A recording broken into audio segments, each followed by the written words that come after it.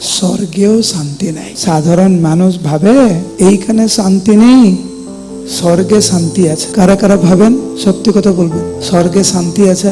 আমি বলে দিয়েছি বলে আগে, তাই না, যে স্বর্গে শান্তি। এখন ভয়ে কেউ হাত তুলছে না। আমরা কিছুদিন ধরে ভাগবতের কিছু অধ্যায় আমরা অধ্যয়ন করছি, সেখানে আমরা দেখলাম যে সত্যিকারের স্বর্গের পরিস্থিতি ভয়ানক, যেখানে দেবরাজ, ইন্দ্র, চন্দ্র, সূর্য, বরুণ অসুরদের ভয়ে প্রাণ বাঁচানোর জন্য তারা লুকিয়ে থাকছে, তাদের ঘর বাড়ি দখল করে নিচ্ছে, তারা আতঙ্কিত। তারা যেখানকার বাসিন্দারা আতঙ্কিত, তাদের ঘর বাড়ি ছেড়ে পালাতে হচ্ছে।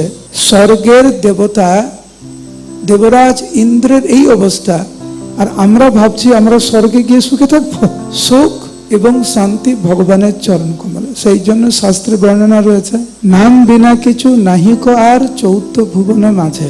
এই চৌদ্দ ভুবনে ভগবানের চরণ কমলে আত্মসমর্পণ করা, নামের আশ্রয় গ্রহণ ছাড়া আর কোথাও নিরাপত্তা নাই।